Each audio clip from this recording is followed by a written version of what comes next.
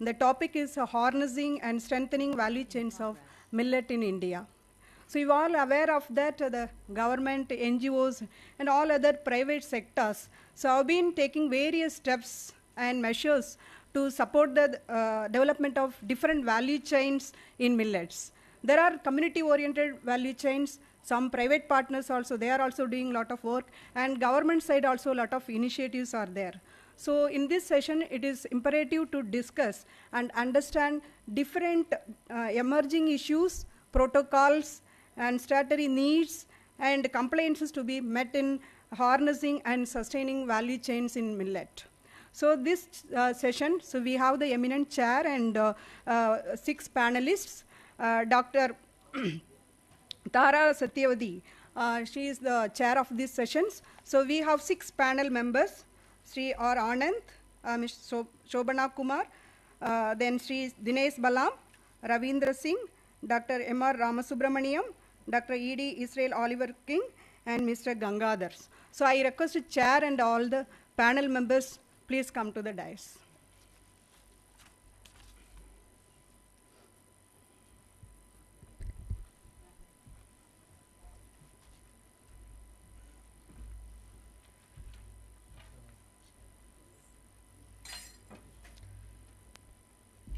So as I told you earlier, this Dr. Tara Satyavati, she is going to chair this session. So I will introduce Dr. Tara and she will introduce all the panelists. Dr. Tara Satyavati, a distinguished agriculture scientist, holds a PhD in genetics and is renowned for her work in pearl millet breeding and improvement. So with the vast experiences of 28 years in teaching, research and administration, she has published more than 250 research papers, authored for 3 books, and contributed to various technical bulletins and articles. Dr. Satyavati's efforts have led to the development of high nutrient content pearl millet hybrids and varieties, benefiting rural women and children's nutritional security. Her exceptional contributions in this field have earned her numerous awards and recognitions, including the Dr. Panjabrao Deshmukh Outstanding Women Scientist Award in the year 2016, Outstanding Millet Scientist Award in the year 2018 from Government of Karnataka, and the M.S. Swaminathan Women Scientist Award in the year 2009, along with many best research papers and award. So with this intro, I hand over the dais to Madam Dr. Tara. Thank you, Madam. A very good morning to you all. First of all, please accept my apologies for getting late due to we were stuck in the traffic. So, as mentioned, we are going to start the session 4 on harnessing and strengthening value chains of millets in India. In this session, we would be knowing what are the things, what are the hurdles we are coming across in the value chain development in millets and how to overcome all this stuff. So, we have eminent panelists along with me on the floor. May I now request Shri Anand, General Manager, FSDD, Nabard, Mumbai. He has a Bachelor of Technology degree in Computer Science from the University of Kerala, and he's a seasoned professional in the field of software engineering and development banking with 8 years of experience. Currently, he's serving as a manager at Nabard and contributing a unique blend of skills and expertise. Prior to this role, he held positions such as Assistant Manager at Canara Bank, Software Engineer at IBS Software Services, and Java Developer at UST Global. So, I now request Mr. Anand to give his viewpoints, and let us stick to the time because we have many more sessions to be followed up after this. Floor is yours.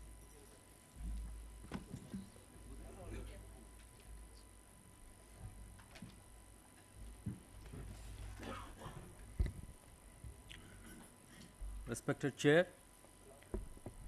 distinguished panelists on the dais, distinguished participants on the other side, very good morning to you all.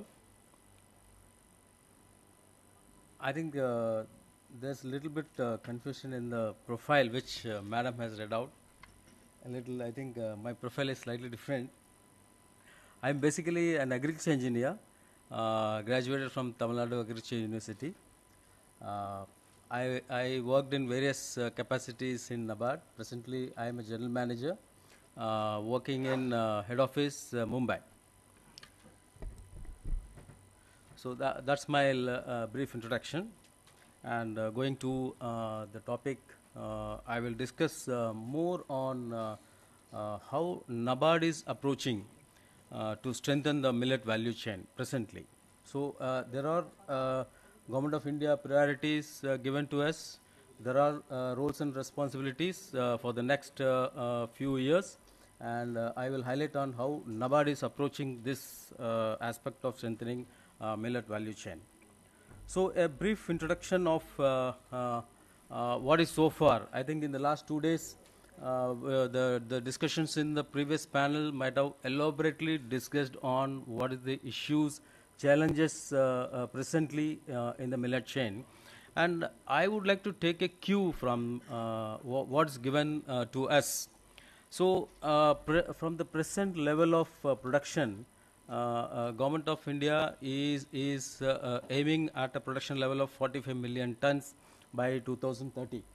So this is what we are targeting, and we have to strategize our methods, our efforts to get there in the year 2030. How to get there at 45 million tons. Presently, it is around 20 million tons is the production of millets. So what's our strategy to get there?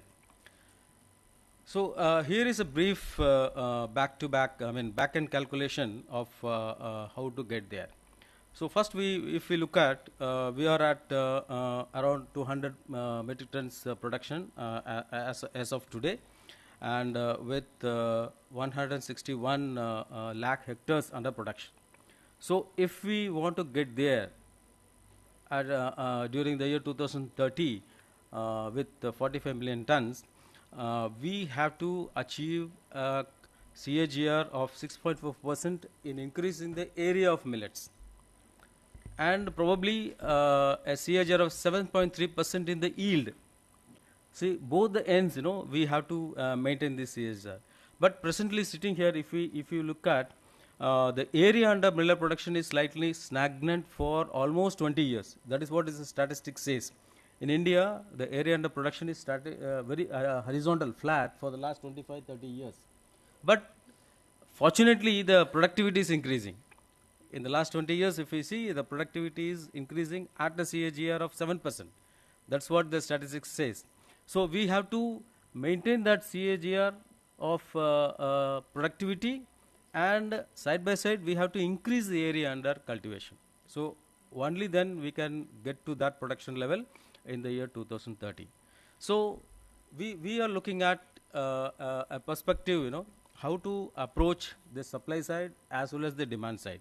So our Nabard initiative is directed towards various initiatives, grant-based initiatives and loan-based initiatives to address both the sides, so that we will facilitate the stakeholders to get there collectively.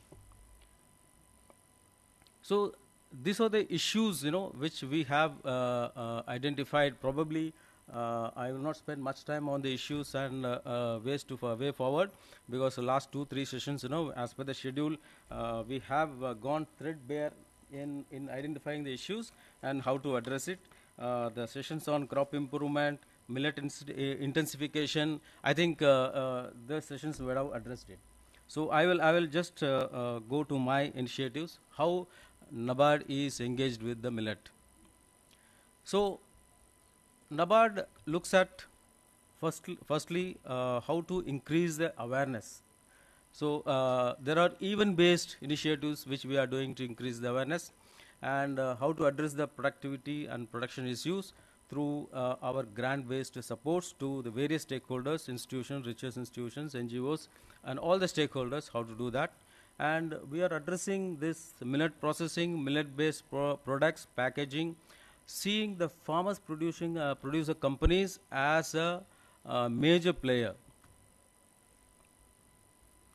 So first of all, in awareness creation, we convened what I can say curtain raiser event in Raichur last year in August 22, wherein Finance Minister, the Chief Minister of the then Chief Minister of Karnataka, Union Minister of Agriculture, all participated. It was a major event which has effect of a curtain raiser to celebrate this International Year of Millets 2023. So that is a national level conclave and followed by various state level conclaves. It is a kind of an awareness campaigns including various stakeholders to publicize and to create awareness on what is the possibilities and how we have to look at the future in getting the targets. Next one is grant-based programs. We have grant-based programs in millet promotion. So probably as of today, we have around 33 grant-based product promotional programs running across the state, across India. So in Assam itself, we have around 20 projects running right now where millet production is tried in various geographies. So wherever there is dryland croppings, rain-fed areas, so we are trying to propagate promotion of millets as an important livelihood and income generating activity for the people. So that is one major initiatives, and we are looking at this zero budget natural farming as a method to propagate or intensify millet cultivation. Mr. So Anand, you have 2 more minutes. oh yeah, great. So that is one thing, and as I said, you know, we have various projects in Odisha, Maharashtra to try out in various kinds of methods and to publicize whatever is the learning. So here we are looking at watershed projects. You know, watershed projects are normally rain-fed agriculture where millets are very conducive to grow. So we are looking at watershed projects. We have around 1.3 lakh hectares under millet right now in our watershed areas. So we are looking at spreading the watershed millet cultivation in watershed areas, and we are looking at increasing the area under millets in tribal areas. We have exclusive tribal development projects in various parts of the country. So we are looking at good prospects in cultivating millets under the tribal development program. So as I earlier said, Farmers Producer Organization is one of the important player to address both the supply side and what I can say is demand side issues. So they look at the production prospects as well as processing, marketing, labeling and exports prospects.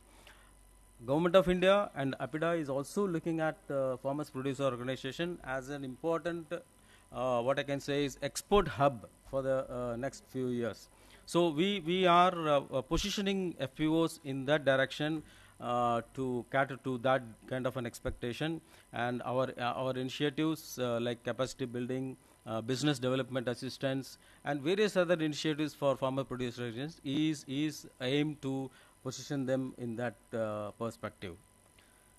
So we have around success stories. We have a lot of success stories which I can go on elaborating on, but time constraint is there. So these are the two very important what I can say success stories as far as Nabard's Grand Boss promotional initiatives are concerned. So one is that climate change initiatives in promoting these three, Kodo millet and Cookie millet. It has come out with fantastic results of 30% increase in the productivity. So that is what we aimed at. Initially we aimed at 10% probably, and to our surprise, because of the conducive geography and environmental conditions, we came out with a 30% increase in production. So that is one success story, and this particular farmer producer organization, Virabandi Kalanjiam, it has the maximum turnover in millet based activities, which has various kinds of branded products. So in recognition of that, you know, Prime Minister of India interacted over phone with them on a video conferencing on one event. So that is one major success, and taking a benchmark from this FPO, we are trying to upscale their activities and their success stories to the other FPOs, and we are trying to line up FPOs in that direction. Mr. Anand, Yeah, very ma'am. interesting, Yeah. but we need to wind So up. yeah, so this is the possibilities which I am trying to expect from the stakeholders. We have a lot of programs to be associated with. We have grant-based projects. We have loan-based facilities to enable you to do that. So of course we expect many institutions and research institutions, academic institutions to come forward with the proposal. Whatever is the innovations which we can create in the millet value chain is welcome, and Nabard has different schemes for that. So with that, I thank you very much, and I wish very great success for this session. Thank you very much. Thank you very much, Mr. Anand, for your very important and useful inputs.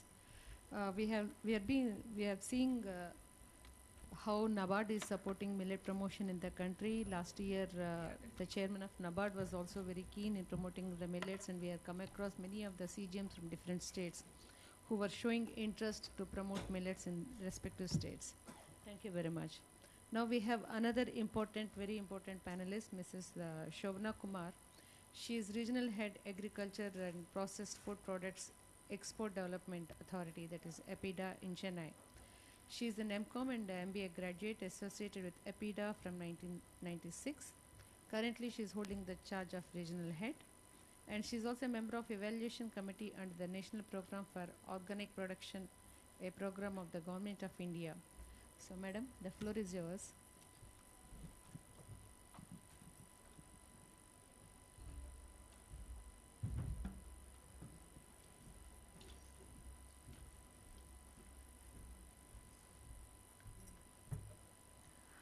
A very good morning to the respected chair, the dignitaries on the dais, and the stakeholders present here for the meet.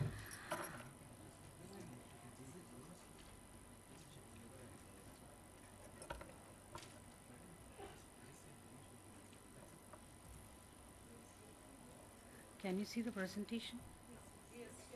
Yeah. Apeda is Agricultural and Processed Food Products Export Development Authority, an organization under the Department of Commerce. And we are spread across the country with the head office in Delhi, and the regional office in Chennai is just 2-year-old for Tamil Nadu and Puducherry. Previously it was looked after by the Karnataka region. And for the last 2 days you have been going through the millet and its importance and the values that it holds in the lives of people across the world. And there is not much that I can give you, because you have already known the millets that is growing in the country, particularly in the state of Tamil Nadu. We have been supplying millets to the other parts of the country also, where the entrepreneurs or the exporters can take across the mighty millets to the world. Since ours is an export promotion body, we promote all agricultural products to the other countries, and this year is Millet Year 2023, and we have started this export promotion since the year 2018. And in 2000, as you all know, the health benefits, why millet is required, why it is important, what are all the advantages of millets, I will not go much into it. Where we are concentrating as an export promotion body is the processed food products, which the globe is looking at in the country. Primary processing is what everyone are doing, but where we are concentrating is on the secondary and tertiary processing methods, where we are encouraging the startups, the FPOs, the entrepreneurs and the exporters also to come forward, get the products that they make ready to eat or ready to cook in any form that they make. The products has to go through a system, certification system called FSMS, that is Food Safety Management System. Without that certificate, the products cannot be exported. So to push more and more millet products from the country to other parts of the world, we are encouraging them to get the certificate through the recognized agencies that we have in our system.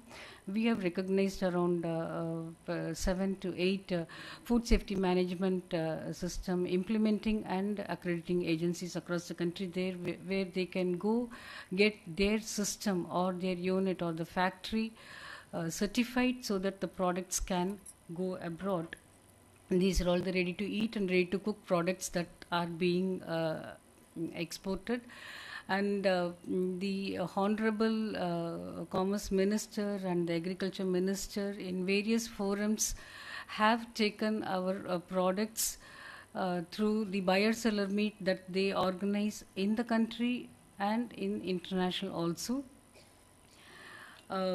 We have a certain action plan at the national level and at the international level also. At the national level, we started with creating awareness among the local public, the students in schools and colleges and in other areas, and to the other people also, where the millets and the millet products can reach to them. They can know they can understand the importance and the health benefits of the product.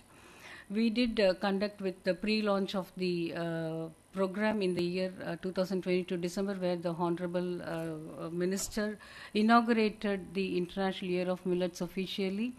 And we also did a buyer-seller meet in Italy and other countries where the products were introduced to the other people also.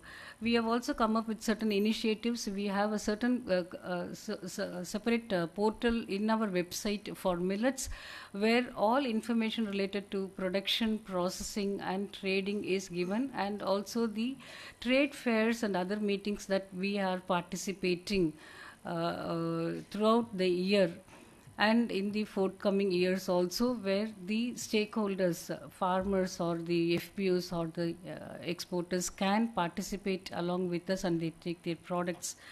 So we do also have the booklet, e-catalog on millet producing states, what are all the millets that are produced in that particular states and the countries where the millet is in demand. That is available in our website.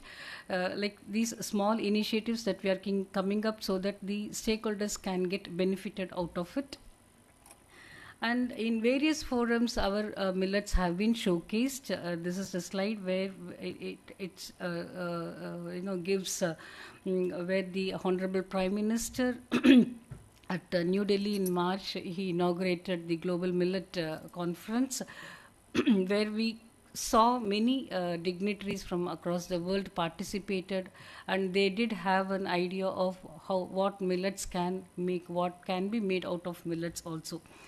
So in the action plan at international level, we are continuously organizing B2B meetings and B2C also, and BSM's buyer-seller meet, where the exporters can meet the importers. Also, we are going to do reverse buyer-seller meet, where the importers from across the world can come down here to the country and they can interact with our exporters. And also doing wet sampling and tasting campaign and branding and publicity of our millets. So some of the trade fairs where we participated and millets were showcased. In 2023, we participated in BioFAC, where it is particularly organic sector program, BioFAC, but still we did showcase the certified raw millets there and the recipes that can be made out of it, like they were introduced to millet pasta, millet noodles, millet upma, millet khichdi, where with sampling were done, and Gulf food, where we got into an agreement with the Lulu hypermarket, where Indian exporters can send their products to Lulu there in Dubai. And USA, London, Canada, Korea, everywhere we have showcased our millet strength to the world.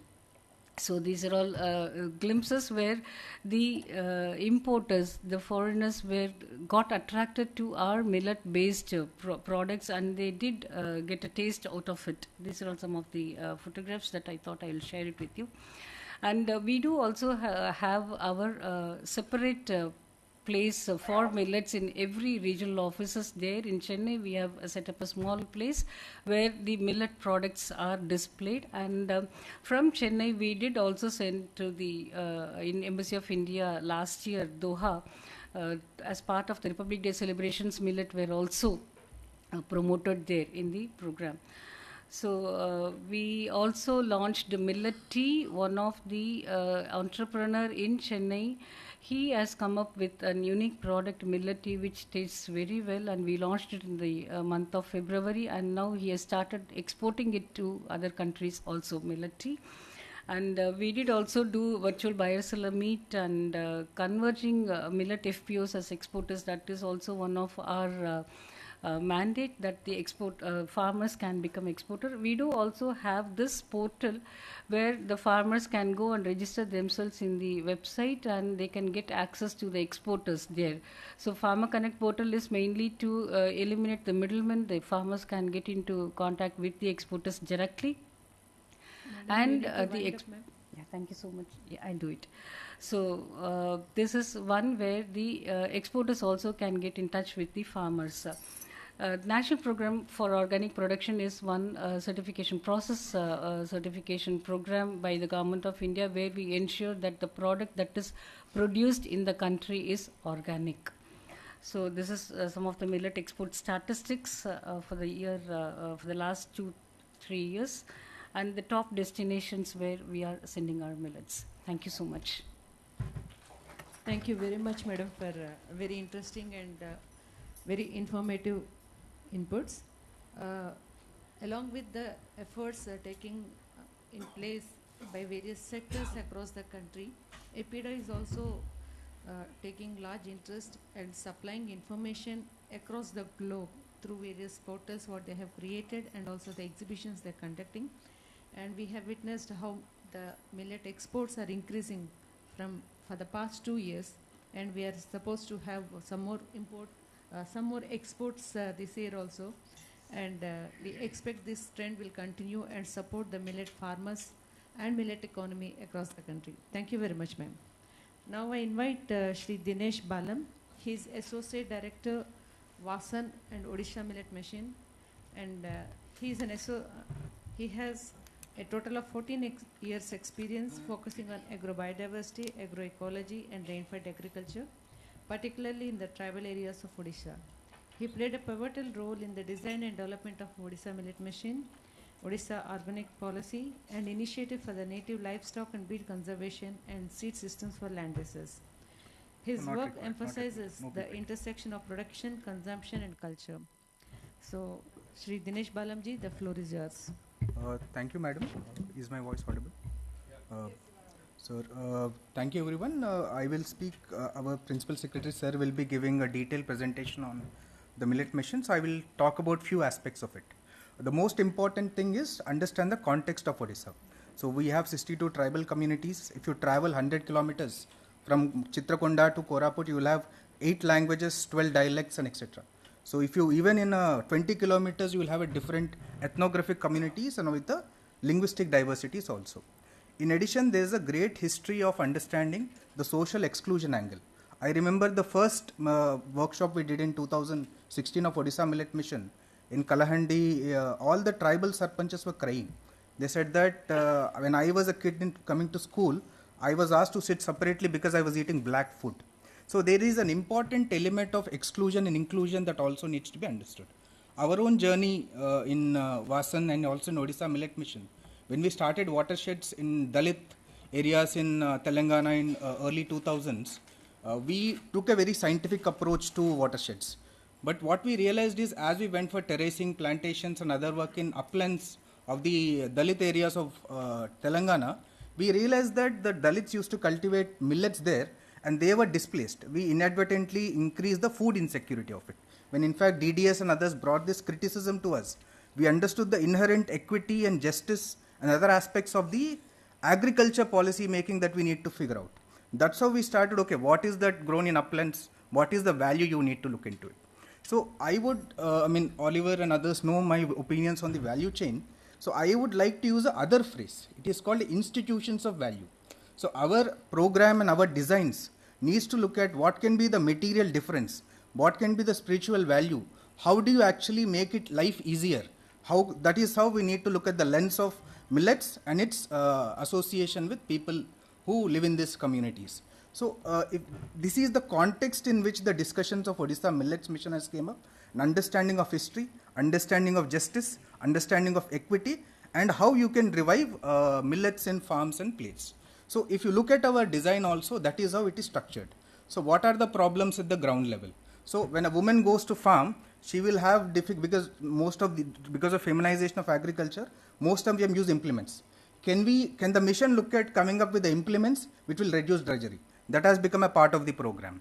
So when they go for when they apply chemicals and others, millet don't need a lot. So can you look at development of strategies for bio inputs so their health can also have a better impact?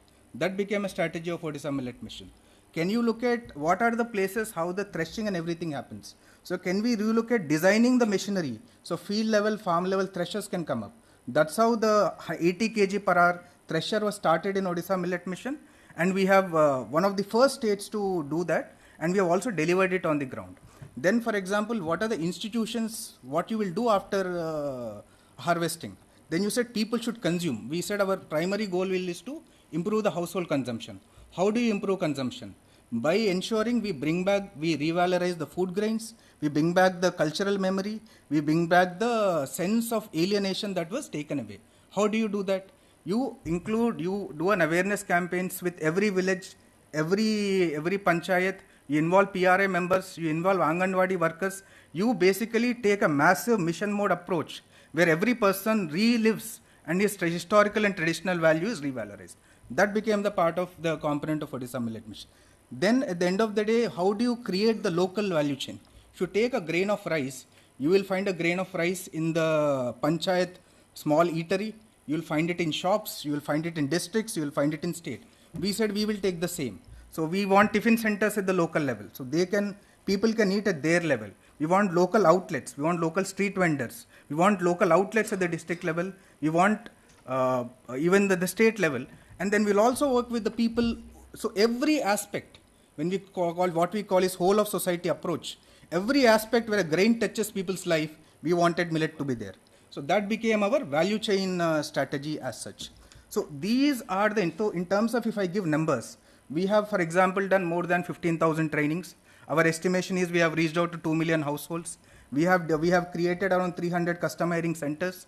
We have distributed around 50,000 implements.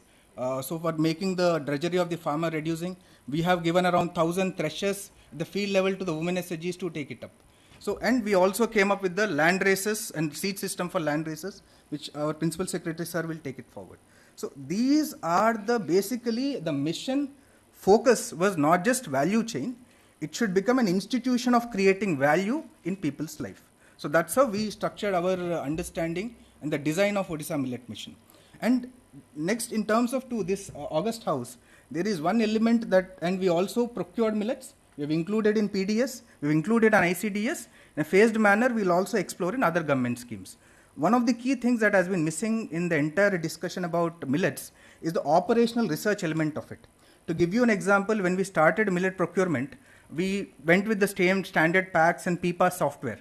But it was very, very difficult. To give you an example, to create awareness, you do what called RAT. RAT goes to villages and do it. The route chart is fixed by cooperation department. The first year when we gave them the directions, the driver never went to the millet areas. He only went to paddy areas. The chart is fixed at the principal secretary level. So there are a lot of details, how entire logistics of a crop, surpluses, how it is managed, how it is done, for small and marginal farmers, the operational research, the logistics research, the frameworks of implementation. This aspect is never talked about.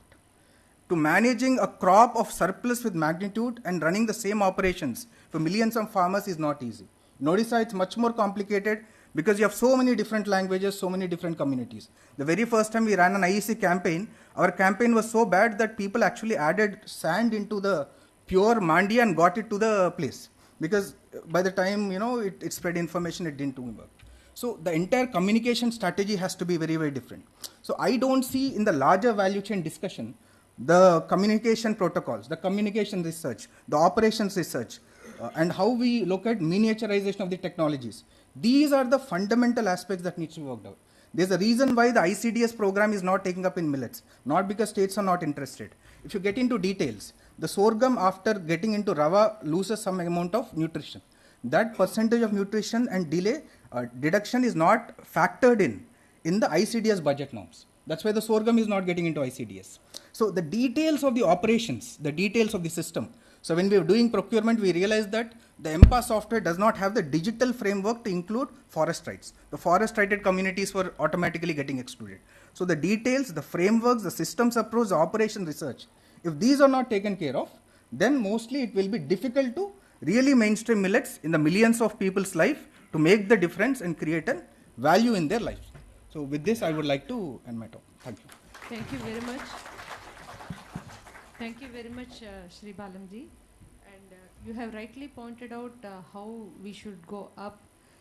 We have heard of a top-down approach and from now bottom-up approach. We are seeing how Odisha Millet Mission was able to succeed by taking up all the nitty-gritties and the finer details that people and the farmers come across when they start growing millets, taking to consumers and pushing them in different government schemes. All the finer details they have taken care. That is why Odisha Millet Mission is the best in the country. So thank you very much for all the government support and all the initiatives you people are taking up.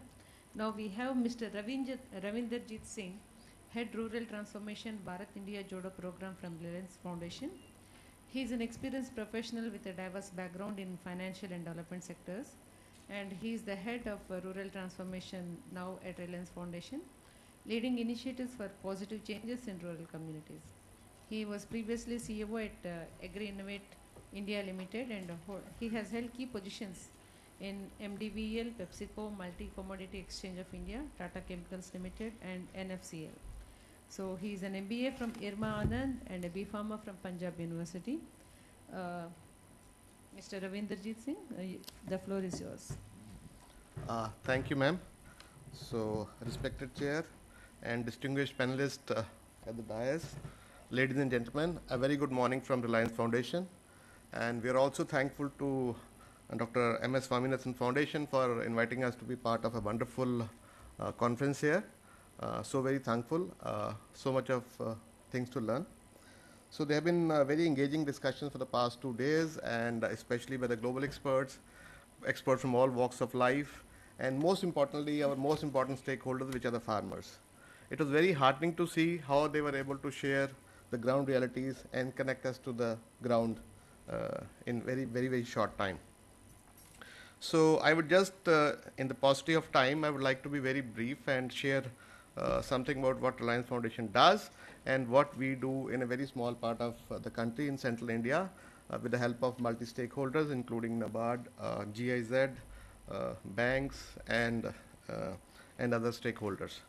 So Reliance Foundation, as you all know, was set up by 2010 by Mrs. Neeta Ambani, and we work in almost all over India. And we work to improve the lives of marginal societies, and we work in 7 focus areas: rural transformation, health, sports, arts and culture, disaster management, etc., etc. And we have touched the lives of about 70 million people across the country in the past about 12 years. So we have a 3-pronged strategy. We have direct implementation, we work with the help of partners, and technology is the forefront wherever we work. So this is part of the rural transformation. This is the program I represent, and we work across 8 states. We work on climate resilience to bring in sustainable development. But wherever we work, communities are at the center of the engagement. So we actually empower the communities. We work closely with them. We help them identify their issues.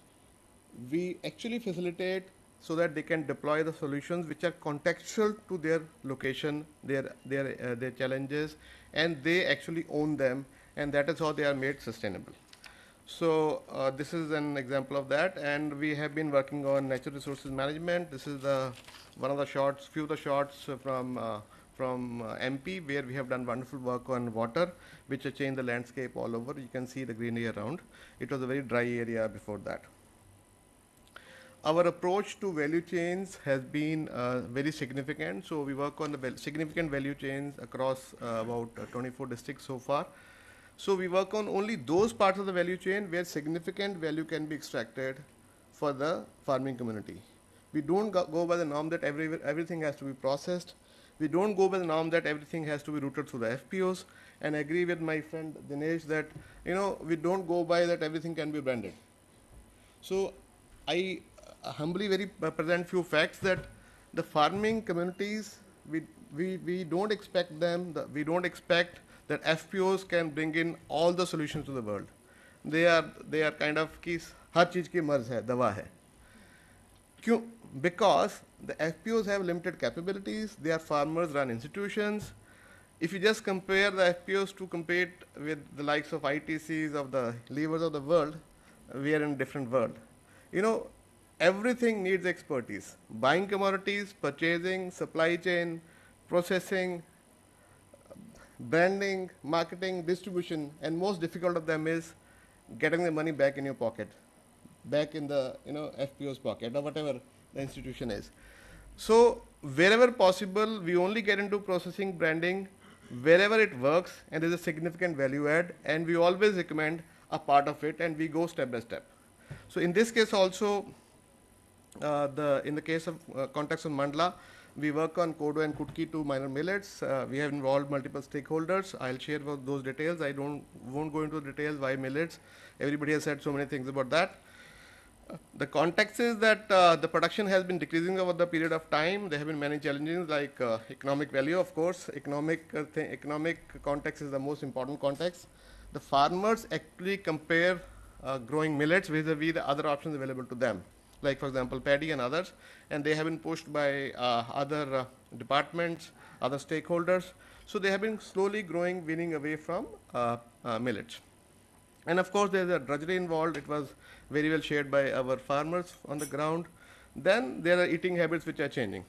So we have a hypothesis that if we actually make them economically viable for the farmers, they might change. We don't know. We are growing, we are starting. So we have started working on improving the crop productivity by having better seeds, better practices, seed treatment, and we have actually joined hand with experts. We would like some help from our institute, prominent institute, IMR. Then greater market price, of course, linkage for market linkages, and wherever possible doing the dehulling and then sending it in the raw form, hulled form to the market. Then if that works, then we further work on increasing the consumption. Actually, I'm assuming that once that hulled form grain is available, Kodo Kutki is available, that will lead to consumption, yes, both for the farmer household as well as in the surrounding areas. So this is the work done so far. So we have been working, as I told you, for the productivity side. We have set up a 300 kgs per hour millets processing facility in one of the villages in the FPO facility, and then we have already geared up for branding and marketing of this product. But I am again telling you that branding and marketing will be a very small part of it. It cannot be a total thing which can take care of all the production there. So these are our partners. I will not go into the details, but every partner brings in their strengths, and that is the way to go about it. The single organization cannot bring in all the expertise, and we have to topmost engage with the most important stakeholder, which is the farming community, because unless they own it, unless they understand it, their own assignment, own project, own thing, it can't be sustained. So we have GIZ, we have Nabard, thank you sir for supporting us. And then we have ICRISAT, we have Columbia University, our action research partners. Thank you, Dr. Ruth, for being here. And then we have a grassroots organization, Namada, and we are open to collaboration. In fact, I was very pleased to interact with many of the processors here who have expertise in actually bringing in efficiency in the processing part of it. And we'll be happy to connect with any of the marketers who can help us connect with the market in a most efficient manner. But again saying that the decisions, the action will be taken by the FPO and the farmers. we'll only facilitate. That is the role we are very clear about. Okay, this has been the project timeline so far. We started in 2021. Thank you, GAZ, for supporting us, for taking the project off the ground. Thank you, Nabard, for supporting us. And then HDFC and all other stakeholders have supported along the way. And ICRISAT has just joined hand for providing us with quality seeds and package practices. I would just summarize by saying that although I for the sake of repetition, the expertise from all the stakeholders is very important. Like I said earlier, learning and de-learning, like my friend Dinesh has said, is important. Contextual solutions, which are actually owned and decided by the community, are important. We can't force what we think are workable on the ground. And don't go by the trend, as I said earlier. Don't go by the glamour of branding, packaging. It won't work in all the cases. The data says, I'll put forward 2 data points and then I'll end my discussion. The data says, in our case also, we have been working with the FPOs for the past more than 10 years now. Not more than 15% of the produce in our areas, in some cases less, is routed through these FPOs. So there's a limitation what they have. And not more than 1% we have been able to process. We are part of India's largest retail chain, which is Reliance Retail. We've not been able to sell it to them. So these are some practical data, real life data, which I would like to present and share with you that sometimes it is not good to only process and sell. Let us do a primary processing and then give it to the experts who can do, we can do white labeling or we can do it in that farm. Let us give to the expert who can do the further activities. We have been doing it. We have a very successful case study in the case of cumin. We have a wonderful, very, very advanced processing facility in Patan. 1 minute, ma'am. Patan, which is in Gujarat, and we have been doing primary processing of cumin and IPM cumin, and we give it to ITC and OLAM in white labels. And both the partners, which is the FPO and the farmers, get the best out of that, and of course ITC get the best, and the consumers also get the best value. So that is in brief. Thank you so much for giving me opportunity. Thank you so much again. Thank you, Dr. Mr. Ravinder Jiji.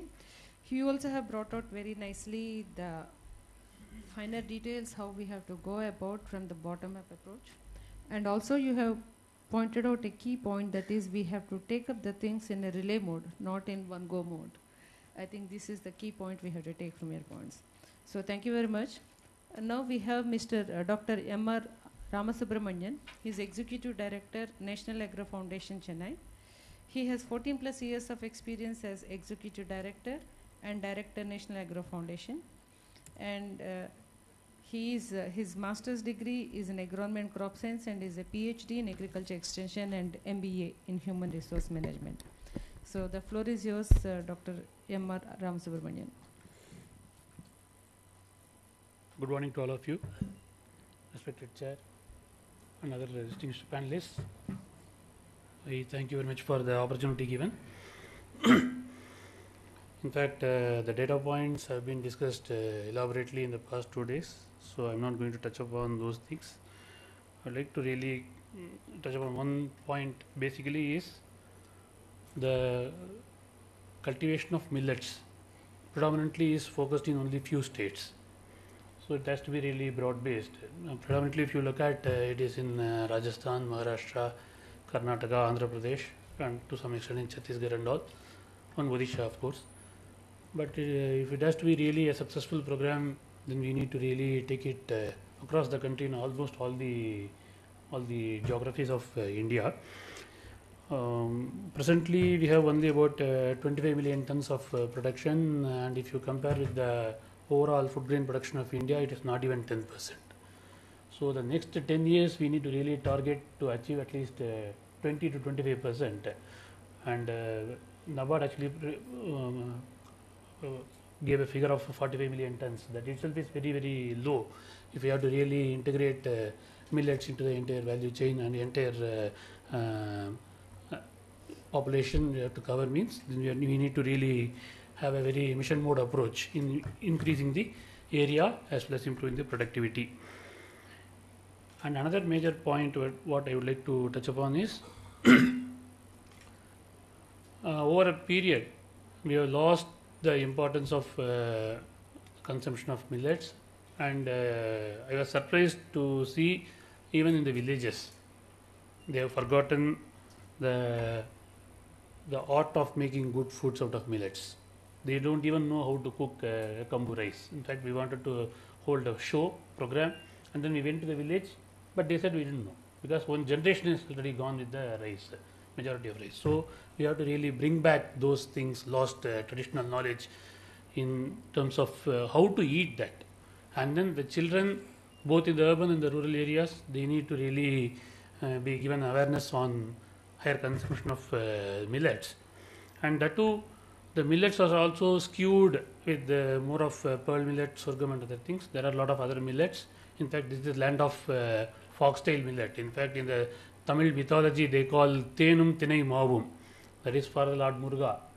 So that Thinai we already lost. In fact, we don't even get a good quality Thinai. So we have to really bring back those things. And this is one of the challenges faced by the FPCs in marketing, because already there is no consumer demand at a larger population. So they have to really compete with the same niche market, and then they have to produce. So that is also one scenario that needs to undergo change. And of course, there are a lot of mission taken up by all the state governments, and of course Tamil Nadu is also doing its bit.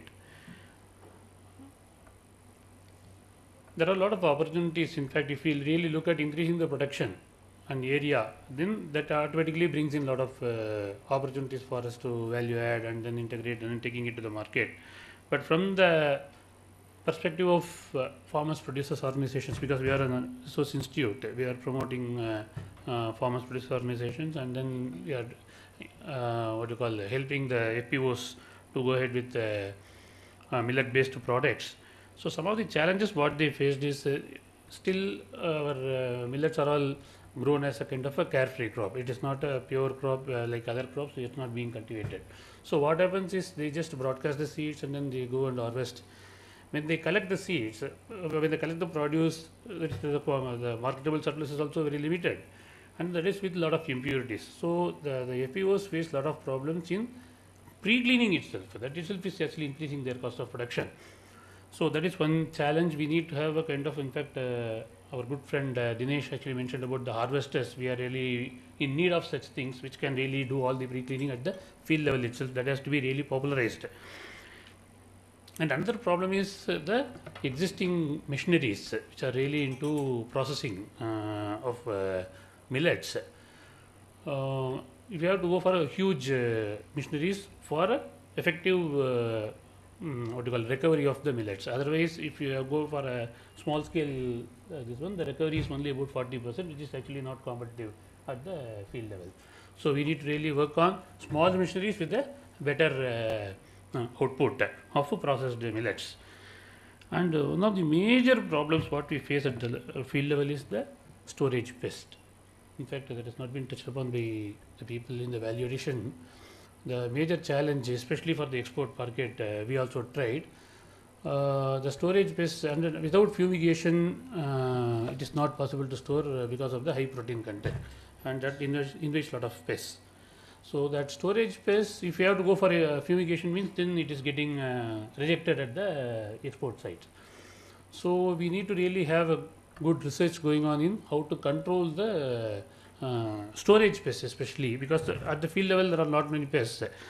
So those storage pests is a major serious problem what we face at the field level. And from the market point of view, in the existing stage, especially for the other millets other than pearl millet, sorghum and finger millet, the other millets like proso, kodo millet and other things, there is samai and all, lot of cartelization is going on. In fact, it is very, very difficult for us to break that particular cartel and then take it to the market and then move to the masses. So that only due to the aggregation and then federation of FPOs who are into this business, that is possible, that we are actually aiming at. So the like-minded people should really come forward and then form a kind of a consortium. That I would request MSRF also to join with us and other organizations to join with us, so that we can break those things and then take it to the market. As I already mentioned, the taste is already gone, and that it needs to be really brought back using awareness programs and then conducting melas, which we have already started doing. So, another thing is because of the low productivity, the raw material cost is really high, whereas when the processed product with the poor router, so you are not getting that. So with these few points, I would like to thank you very much for, and of course NIF is also doing some kind of product development in terms of this is the company, one of our companies is doing that. Most of it 17 products made up of millets, and NIF is actually doing a kind of food product development using barnyard millet, kodo millet and little millet, and then we have come out with millet cookie, try millet cake and millet brownie. That this is, we are actually developing exclusively for our FPOs to really scale up in the product diversification, and lot many other items are also happening that will be passing it on to the FPOs for large scale production. Thank you very much for the opportunity given. Thank you very much, Dr. Ram Subramanianji. You have flagged on the point of the storage press. Yes, that is also a very important aspect which needs to be worked out. And if you see in the processing and value addition thing, most of the things are there for small millets, but not for the major millets. We don't have any, not many products are available for pearl millet in the market. I think we need to look into that direction as well. Thank you. So now we have Dr. E.D. Israel Oliver Quinn. He is Director for Biodiversity at MSSRF. He is an ethnobotanist and has 25 years of experience and has contributed to various research studies and international projects promoting sustainable utilization of crop genetic resources and agrobiodiversity conservation. His work focuses on empowering rural communities in the face of food security, poverty, and climate change through on-farm conservation and livelihood enhancement initiatives. He actively engaged in the FAO-GFAR initiative on forgotten foods and community of practice, networking with partners across India and South Asia. He is an esteemed mentor and expert in environmental information systems with a core interest in habitat conservation and sustainable natural resource management. Dr. Oliver Quinn, the floor is yours.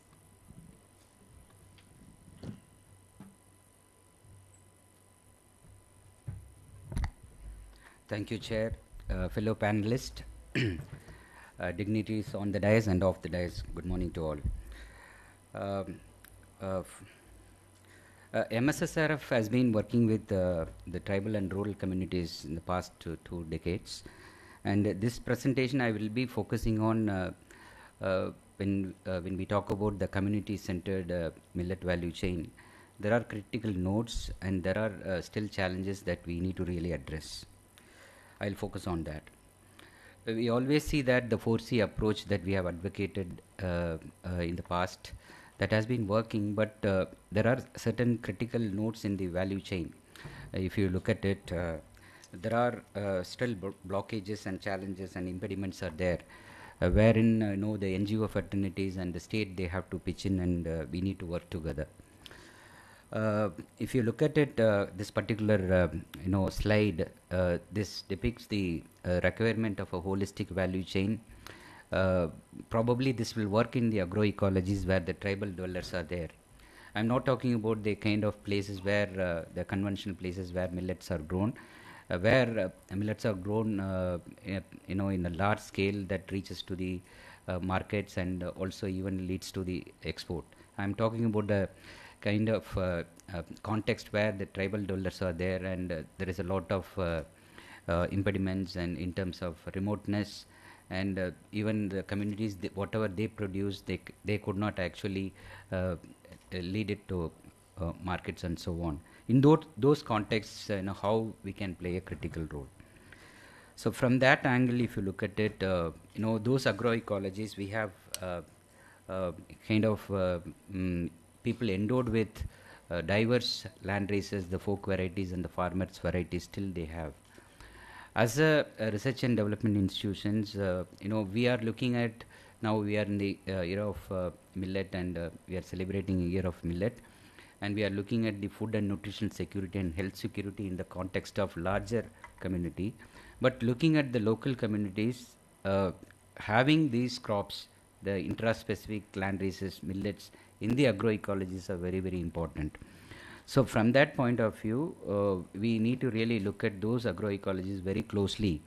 How far we have reached in terms of characterizing those land races, and also how far we have gone into looking at the nutritional profiling of these crops. So in that context, the IAMR, ICRISAT, and the mission programs definitely can invest, and they can focus on this particular dimension. That is very, very important. You see here this picture, the custodians of the tribal farmers from Kolli Hills.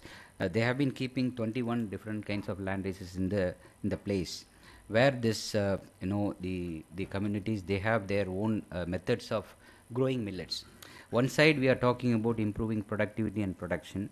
On the other side, if you are looking at resilience based farming, building resilience on farm, we need to also really document and also need to actually integrate in the agriculture system how their traditional wisdom can really contribute. We need to have both sides. We need to, a professor used to say, we should have diversity to ensure food and nutritional security for the poor farmers they are growing. On the other side, we should have improvement in crop improvement that can lead to addressing the large scale food security. So we should have a balanced approach.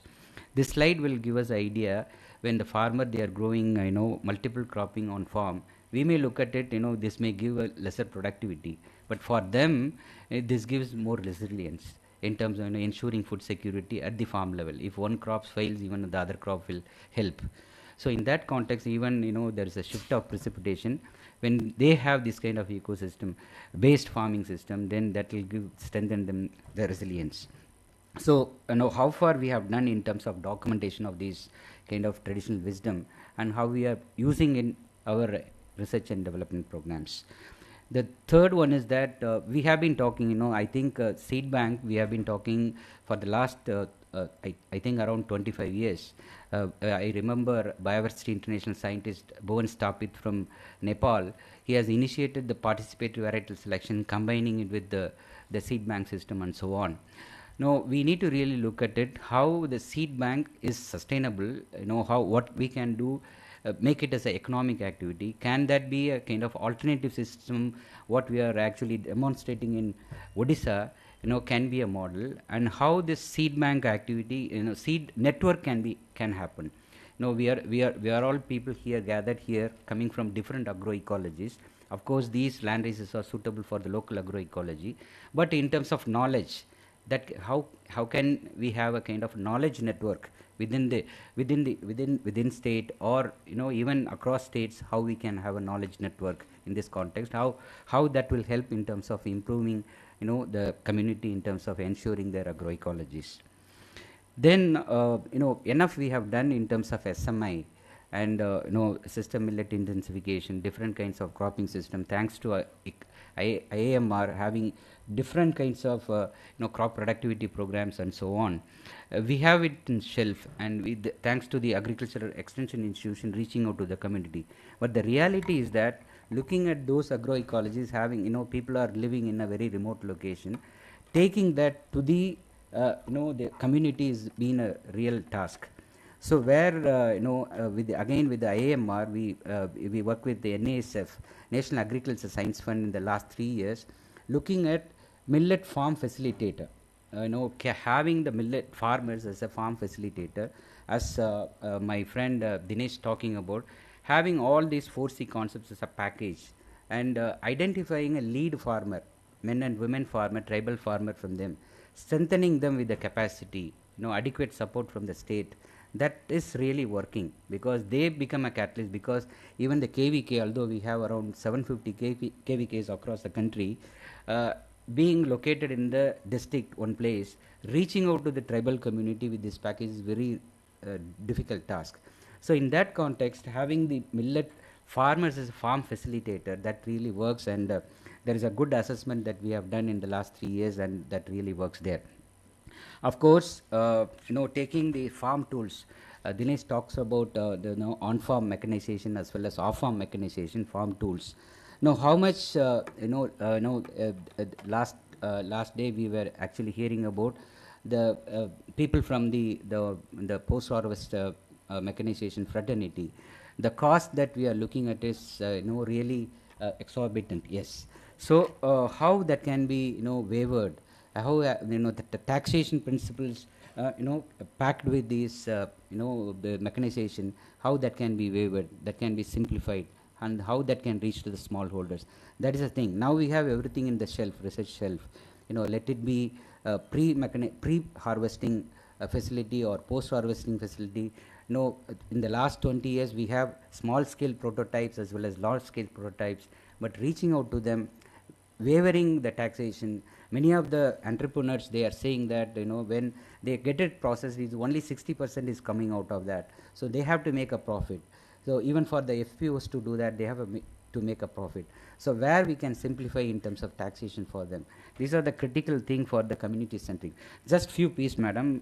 The real task is that we always, the urban consumer, we feel that we talk about quality. But the millets are coming from a very hard terrain. The poor farmer there, they are actually processing it on the ground like this, you see in the picture. And also they have to use it, if they need to use it for their own purposes, own food, they have to process it like this, you see the picture there. And these are the things the millet is actually undergoing on the ground. So we need to really, these are the traditional knowledge related to tribal cuisine they have, how far we have actually documented and integrated in our thing. So we need to provisioning with a simple prototype for the farms. We talk about large scale prototypes, but last day, Dinesh, he was talking about community centric small scale prototypes that really helps, that suits to the local culinary culture, and that helps removing drudgery for the women. So some sort of small scale prototypes are really needed in this context, and empowering women with training, that really helps a lot. That gives them the pride and privilege and helps the agency improve their agency as well in terms of empowerment. And of course branding is of course essential, preferably the ecology based branding and identity based branding, and the farmers based, tribal based branding is very, very essential. For as a scientific fraternity, we need to really help on them from that point of view. I talked about nutrition profiling, that really helps, and community asset, particularly for the state. When we work with the smallholders, particularly with the women farmers, when they need to create assets, let it be a seed bank or a processing facility that needs the infrastructure. Many times, what as an NGO we look at it, who gives the land, how it is going to be owned, and where is the money comes from. That is where the DRDA and the state administration, they need to really support, and provisioning needs to be made for the community centric value chain. And of course the private players are there, we saw yesterday, there are so many, and how far they can actually come into the play. We need a public private partnership model. It is not only the people and public, private sector also can come in, kind of a social enterprise in that context. And of course everything needs to be owned by the federation, the farmers federation, women federation, in those contexts wherever it is applicable, and their capacity needs to be strengthened over a period of time. If we do so, then we will definitely have yet another mileage. Thank you. Thank you very much, Dr. Oliver. You also try to show the finer things, not only millet promotion, how it is integrated with the livelihoods and the security of the tribal and small marginal farmers. Of course, this point has to be well noted when we plan for coming up with many of the projects which we are planning, and hope the government is also taking care of these. But yes, this is a responsibility of each and every individual of this country to look into this and then progress.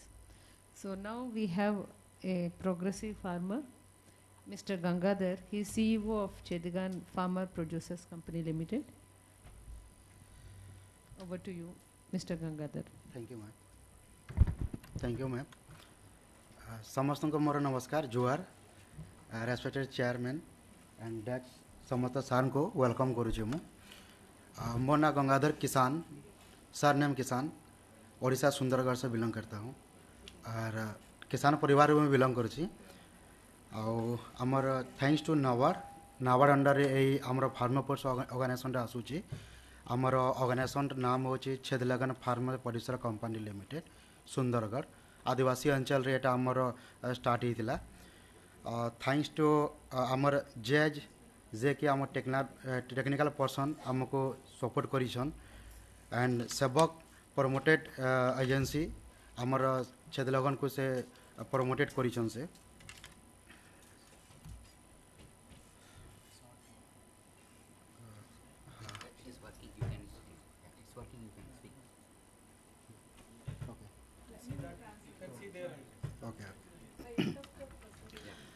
जिते बेले आम start कलु आम अंचल रे millet को लेकरी से समय बहुत चैलेंज फेस करलु। आम लोक मैंने आगु तो चाष करुले बट जिते बेले आम आमर मिलेट को आम से चाष करने चेष्टा कलु लोक मैंने बुझ नथिले।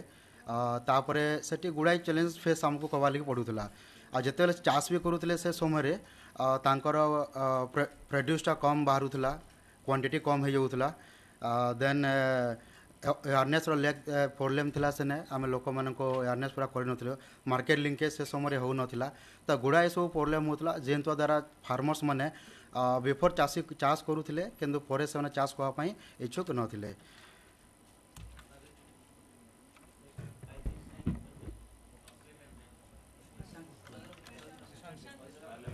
Prashant is doing. He's noting the points. Okay. You can instant translation of the comment. हाँ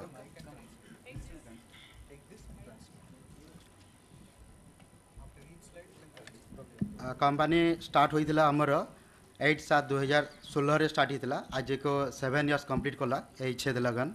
ऑपरेशन एरिया 3 डिस्ट्रिक्ट है एटा हमर सुंदरगढ़, झारसुगुड़ा एंड केंदुझर और block 8 blocks, total GB 15, village coverage 28 village and total share holder company 759, authorise capital 10 lakh. आमर share money हो 9,38,000 और FIG SHG मिसिकी 18 SHG अच्छा आमर ये कंपनी रे।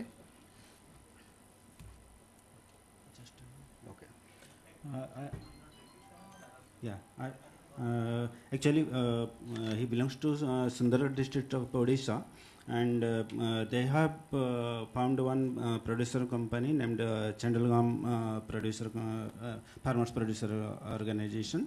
And there are many challenges in this area to take up millet cultivation, because they used to follow their traditional practices.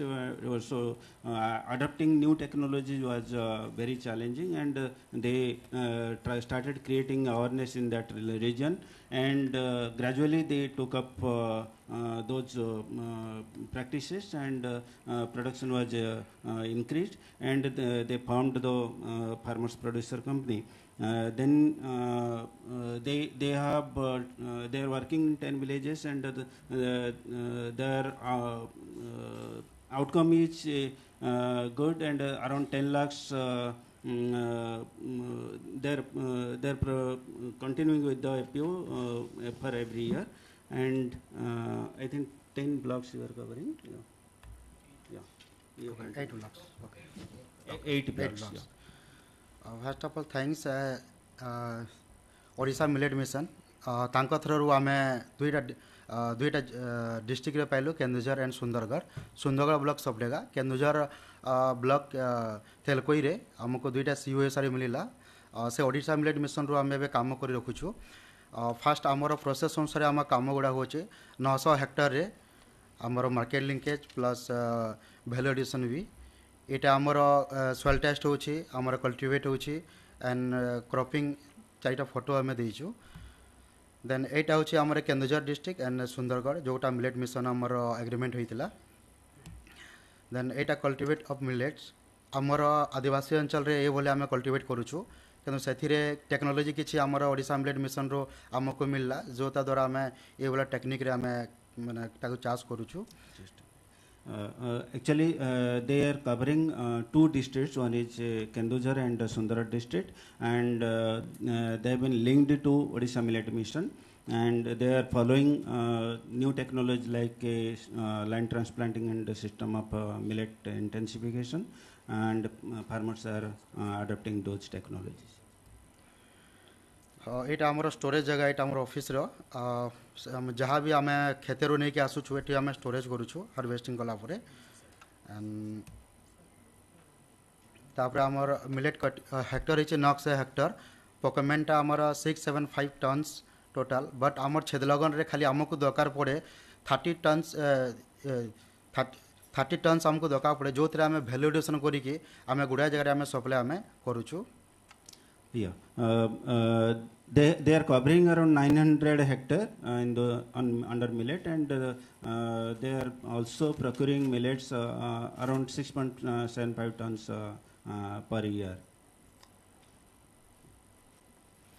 एटा आमर processing unit जोटा आमर ऑफिस रे अछि गोटे आमर मिलेट प्रोसेसिंग यूनिट अछि आ गोटे आमर स्पाइसेस रे अछि दाल प्रोसेसिंग यूनिट अछि आमर तीनटा यूनिट अछि तीनटा यूनिट रे आमर गुडाए माने वैल्यू एडिशन हेकरी आमे ताको पैकेजिंग ब्रांडिंग करके आमे ताको सप्लाई भी करूछु.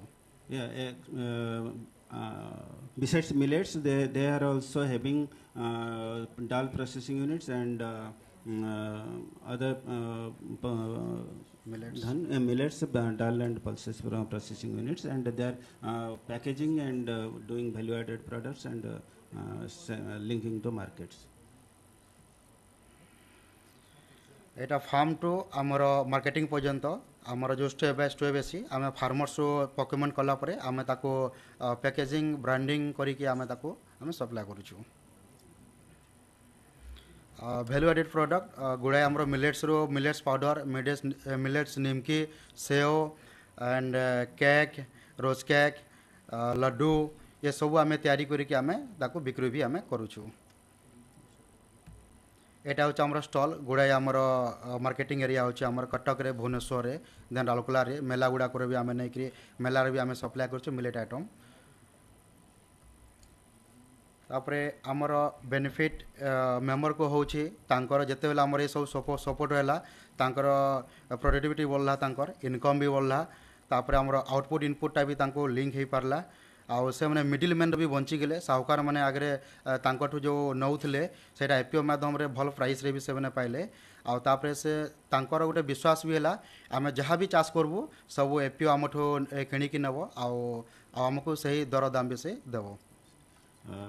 So there is increase in productivity and also thereby increase in income, and they also got the market accessibility, and the middlemen used to the middlemen they used to have a distress sell. The farmers have distress sell with the middlemen. That is now stopped, and they are getting the farmers are getting good price by directly selling through FPOs. तापर ये APO भी गोटे benefit है APO बहुत बढ़िया आमर जो APO किसी प्रॉफिटेबल रोचे जिते सेलिंग कला बेले सेटा भी आसला जेहेतु आमर गोटे जगह मंडी रू आम सेलिंग कलु आउे मिलेट्स भी बहुत बढ़िया आम सेलिंग कर पार्लु तापर तार क्वालिटी आम जेहेतु आम फार्मर्स निजर आसला ताको क्वालिटी करके आम मार्केट लिंकेज भी आम कर पार्छु. एटा आपण जो फोटो देखुंत एटा हूँ आमर मिलेट खीरी एटा प्रेगनेंसी लेडी माँ मानक दि जाऊँगी डीएमएफ अंडर गोटे माँ गृह बोलिकी आसूची से खाली माँ मैंने रुहती आफ्टर डिलीवरी तो से गुड़ाए खाद्य दि जाऊँगी मिलेट भी आइटम भी दि जाऊँगी. राइट साइड जो फोटो अच्छी छुआ मान चिल्ड्रेन मानकर से भी खावाई से मिलेट्स आइटम किसी आमर दि जाऊँगी. Yeah, they are providing millet khiri to the pregnant women through health sector and also children at creche center. एटा हूँ आमर पैकेजिंग एंड ब्रांडिंग आदिभूमि ना रे आमे ब्रांडिंग करिछु एंड ताकू आमे पैकेजिंग माने सेलिंग भी करूछु. कंपनी रो लास्ट 4 ईयर टर्नओवर अछि लास्ट ईयर 1.92 करोड़ आम ता बिफोर 39 लाख रु स्टार्ट करूँ माने आमर बहुत बढ़िया मेहनत बहुत बड़ा ये आम एवं जाए लास्ट ईयर 1.92 करोड़ पहुँचीचु आम. Yeah, they started in 1920 with the 39 lakhs. Now they have reached it to 1.92 crores, the turnover, annual turnover. And आमर एपीओ जेहेतु बहुत बेस्ट कला नाबार्ड अंडर अच्छे नाबार्ड कॉर्पोरेट रे मिलेट मिशन कॉर्पोरेट रे जीआईएच कॉर्पोरेट रे एनसीडीएक्स रवि आमर किसी परसेंट गोटे मीटिंग भी होता समस्त कॉर्पोरेट रे छेदलागन बहुत बेस्ट कला आमर सबूटा देखिकी अन्य एपीओ भी आमको देखिकी से निजे भी तांकर वैल्यू एडिशन स्टार्ट कर देलेनी एसएचजी ओएमएन पावर जहाँ भी अच्छा यही छेदलागन को देखिकी से मैंने निज निजर प्रोडक्ट भी एवं स्टार्ट कर देलेनी सेटा बहुत बड़ा आम प्लस पॉइंट तापर आमर यही सब आमर एक्टिविटी को देखिकी आमर DMF Sundargarh Odisha millet mission आमको प्रोजेक्ट भी देले जो आम सीबीओ हिसाब से आम काम भी करूँ. So this Chadlagan FPO they successfully run this program and they created good awareness and around 70% of rural farmers are engaged with this FPO through different self-help groups and they are getting good benefit out of it.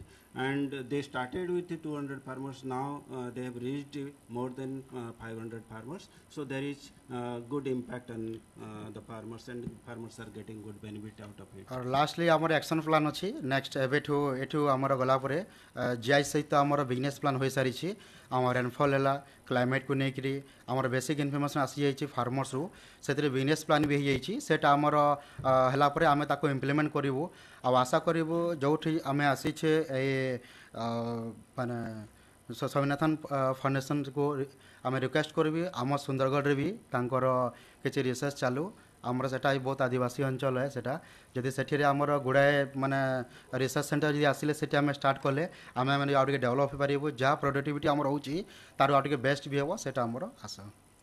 So now they are having the action plan for future, and they also they are requesting MS Swaminathan Research Foundation to have their presence in Sundargarh so that they can get help from foundation to go ahead. Thank you. Thank you. Thank you. Thank you very much for sharing your experience and showing the encouraging results. So now, before we wrap up the session, we'll have a questionnaire session.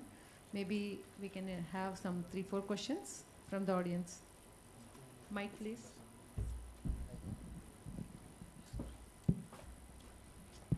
Good morning. This is to Mr. Singh. So when you last said that even as a Reliance Foundation you are not able to connect to the Reliance retail, I was really taken aback. Okay, that is the matter of fact. Now what will you suggest so that this can be materialized? Like we are also having lots of FPOs and we also have genuine problems. I thought as Reliance Foundation will be having better access to the Reliance market. If you are yourself not able to do it, then it's going to be a Herculean task for all of us. So kindly suggest the methodology by which this can be overcome. So I think you have to understand it like this.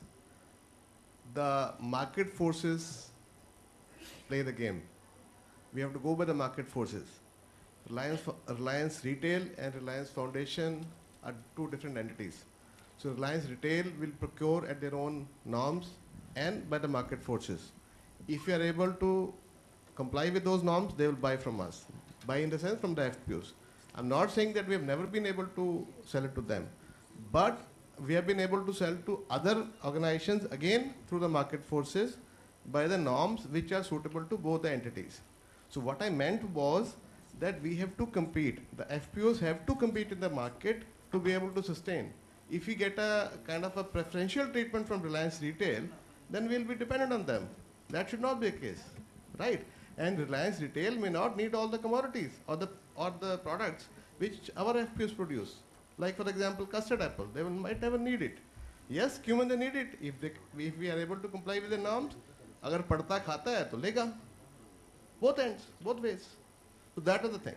So of course, what I mean to say is, for any FPO to be competitive in the market, they have to compete in the open market. And that is why I was saying we should not feel that FPOs can, give solutions to all the things, all the issues. So we have to also, understand that our farmers and farmer organizations have limitations. Let us not expect too much from them. Let us expect whatever they can do best. I gave you the example of cumin again, and leave it to the rest. Leave the rest to the experts, likes of, I gave another example, ITC. So इसलिए हम वहीं तक काम करते हैं जहाँ पे वो कर सकते हैं. Thank you. Thank you. This is to Dinesh. Dinesh, since you started this initiative by quoting how these inequalities existed in Telangana region, this is about that inequality. So this Odisha Millet Mission, we know this success stories, but how did you ensure that inclusive approach operational at village level? That is one question. Second one is related to Mr. Ramasubramanian's comment on this cartelization. So how did you overcome this cartelization approach in those areas where farmers produced for the market? Thank you. So, the first question let me answer, and then second question we can also discuss. See, the first is that I remember how do you solve any problem? You solve a problem by deeply caring about it. So that's the first thing is that I think it's an extremely, our Honorable Chief Minister, the leadership that we have, the Padisar is here, and even our Chief Advisor, Odisha believes in what we call a distributive justice, like what Amartya Sen and other quotes. So as a state, we are lucky to have a leadership which believes in these concepts. So first, that is important. That is, without that, many times intent is not there, work will become difficult. The second point is that how did we do it? For example, we had the Odisha Millet Mission formally started in 2017. We started work, I think Oliver was there in the very first meeting we did in 2016, and many people from MSRSA were there. So we did nearly 7 or 8 rounds of consultations, including everybody were there. Second, in 2016 June, I think Srijit sir is here or not, I am not aware. So we did a internship with 42 students from the local colleges. So we sent them to all the millet growing blocks to spend 15 days in a village, come back with a list of problems. So it was a 1.5 year effort to work out what will work, etc., etc. Second, we were very lucky again to the leadership that we have. They gave us freedom. They told us only one thing. Whatever you do, first, has it been done anywhere? Even in one farmer field, it is okay. It should be ground-based, reality-driven initiative. So that is something that we have done. Even after spending 1.5 year in the detailed guidelines, modules, whatnot, in the first 6 months, I remember we made around 57 amendments to the guidelines. In fact, it used to be called the GST of Agriculture Department, because every meeting you have changes. So people were fed up. I remember Finance Department undersecretaries were, if they see me, they will scold me. Hey, you have any idea how many times are you sending this EFC document? This is not how the government programs are. But I think again the leadership was there. They said, this is something we are doing first time, we do it. So one, how did we do it? We did by involving everybody from the day one. That's why we call it unique architecture. And we revised on a regular basis and on a frequent basis, again and again and again, with hundreds of changes over a period of years. That's how we change. That doesn't mean we have achieved everything. Recently, we did a gender committee which analyzed Odisha Millet Mission. So we want it to be the most progressive gender intervention in the country. Let's say that's our ambition. It may or not. They found that, okay, in the entire mission, single women were never there in the picture. We never had a single woman household centric. And there's a specific issue in single women in Odisha. Perhaps we can talk one-on-one. So one, it is a constant effort to look at the lens of equity and justice, constant effort to take feedback from people, constant effort to understand that the learning comes from experience and having the, putting a value and respect to that experience and trying to reform the system. Some you can, some you cannot. And there is nothing that, especially I have learned, the entire PVT, community seed bank, community gene bank, I have learned from Oliver. The entire the equity justice angle I have learned from, and we have learned from Deccan Development Society. I remember Dayakar Rao sir, if he is there or not, I don't know. I remember we came up with the first in the country to come up with the standard specifications for millets. I remember he coming morning 4 o'clock, then morning 7 we started working because we had a deadline to complete in one day. So many scientists of IMR has spent then. So what Odisha Millet Mission did, it understood what Winston Churchill famously said. It is very difficult to, it's difficult to work with allies. It's impossible to work without them. So what we have done, I believe, and this is a kudos to the Odisha leadership, we have been able to bring so many people on board. We have been able to take their views. We have given them respect, even when they disagreed. And that's how I think everybody, traditional custodian, farmers, be it social activists, be it the farmer agitation activists, be it the experts, everybody we brought in to an extent possible within the system. And let me again say, I again salute MSSRF and all the local NGO partners who are part of it. The very first year in Odisha Millet Mission, for 11 months, we could not release the funds because of financial protocol. But not a single work stopped. It's because all of them thought it is my baby. It's our mission. So I think that is the ownership and respect and a collaborative approach is the reason why we figured that part. It's a cartelization.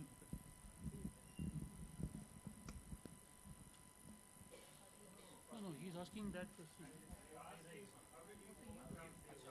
So you only two. So on the cartelization, again, as I said, we avoided cartelization in Ragi because we started the Ragi procurement initiative. And then we came up with the MPAS system. MPAS system, basically we do the land verification and bank verification. We put a detailed process. So the entire middleman as much as possible can be eliminated.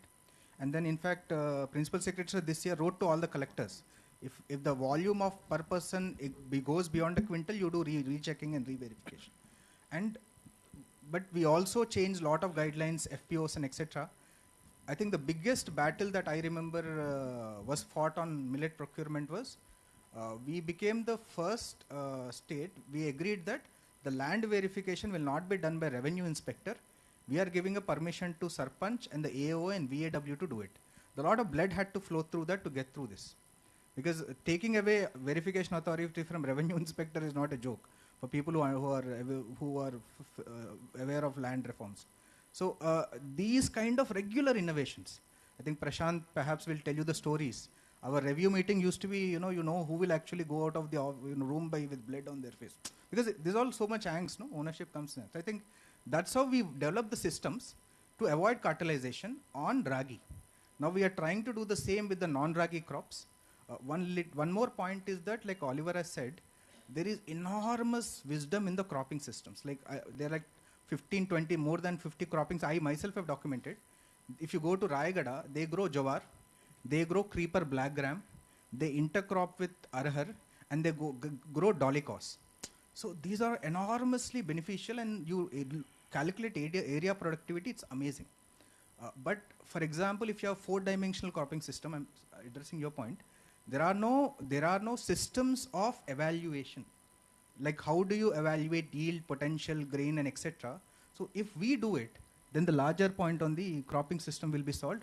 Would be very happy to work with Oliver and the larger guidance of MSSRF to relook, retransform, look at this cropping systems approach. That is the way we'll also go for, as Professor's word, evergreen revolution also. Thank you.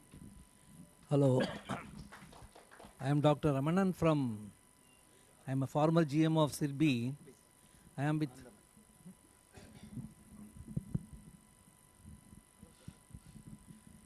am Professor Ramanan from Banaras Hindu University, campus at Kanchipuram. We are having rural entrepreneurship programs. So my question to Mr. Anand from Nabard, I am also from SIRBI.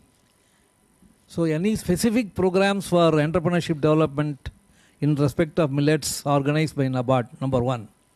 Number two, the problem with the entrepreneurs is SIRBI has published profiles, and also the Ministry of Food Processing Industry through the IAFT, Food Processing Institute at Tanjavur and Noida. But there are no project profiles pertaining to millets, absolutely. We searched the entire number of profiles. So to make the entrepreneurs aware of this potential of this millet-based business, I would request Nabard to take up through this, because we are following the EDA model. It is compulsory to get the funds to follow the EDA and DST model. But there are no specific guidelines with reference to, because we are celebrating the International Year of the Millets. So I would request Mr. Anand to take up through our head office in Nabard. First is the project profiles for entrepreneurs. Second is any funding for specialized EDPs for millets, particularly during this year and or the decade from Nabard side. Thank you so much. Well, the first part of your question is creating a profile for millet processing units. Yes, Nabard, presently we are on the job. For that, we are doing some groundwork. Just 15 days back, I visited this NIFTM in Tanjavur. I discussed with the director. Then we had met a few FPOs, millet-based FPOs in Trichy. Just all happened in a matter of last 1 month. So we are looking at, and we will definitely put up a few profiles in the public domain. So that is the first part. Second part is that for grant assistance for creating awareness, as I've already given in my presentation, there are a few grant-based programs to conduct entrepreneurship-based short duration courses like 10 days, 15 days. If you want some programs for rural youth within the age of 18 to 34 and for SCG members, we can sponsor. But the proposal has to come from your side with course modules and who are all your stakeholders, to whom our institutions you are tying up, what kind of a module you want. So if you come up with some proposals for a short duration crops, we can fund that 100%. So that program is there. And as far as setting up infrastructure, if you want to set up a millet processing infrastructure as a what I can say, profit-making company model, yes, we have financial assistance on a loan-based model under food processing fund. We have a food processing fund. If an institution, government corporates also wants to set up a millet-based food products, food parks, there also Nabard's grant assistance is available at concessional rates. So we can address this both at promotional initiative as well as loan-based initiatives. Both are possible. Thank you. So thank you, friends. I was advised by the organizers to wind up the session. If someone still have any questions or queries, you can interact with the panelists during the tea break. So before I close this session, I just want to add few of my observations to this house. As we all know that millet economy involving the production, consumption, market, there are many facets. And if you see, every individual angle has a vertical to be developed, and every direction we can move. Many directions, many things, many thoughts, many approaches. But if you see from the top, we have so many wide array of approaches available. From the production perspective, we have a number of millets, we have number of varieties, we have number of cultivars which can be pushed, and when they are adapted at the real farm situation, we can see more production and productivity increase. And also we can see where the areas can be increased, where areas can be promoted with millet cultivation. Those things also we have discussed yesterday. And now in this present discussion, we have seen how various aspects, right from, if you start from bottom-up approach, we will be having many ideas, many aspects to work with, many loopholes to plug in, many aspects and many interventions to be made by researchers, the farmers, the FPOs, the administration, the government, the bankers, the funders, many things. There are many ample number of opportunities available in this. not only in value addition, in the research, in the promotion, in the marketing, whatever field you see, you have a number of opportunities in this millets. And many people have started working in, many people have invested their time, resources, funds, and also people have come up with strategies to improve the production, productivity, exports. You see from the Apeda perspective, you see from the Nabard perspective, you see from the farmers, producers, organizations or FPCs, and then voluntary missions, state missions. Many things are there. Still, a lot has to be done to achieve a lot and more to sustain this tempo of millet improvement in the country and also at the global level. So if we continue keeping on our efforts, putting in the right perspective and the right direction, in the right frame, at the right time, I think there is no look back for the millets. There is a big hope, and there is also a big scope. Not only hope, a big scope also for everyone to flourish in this. So I thank MSSRF for giving us this opportunity to share our views and spend some time in discussing on this valuable aspect. Thank you very much. Thank you, Chair, and all the panelists for your focused speech on the topic. So with this, we close the session, and I request Chair to distribute the small memento to all the panelists.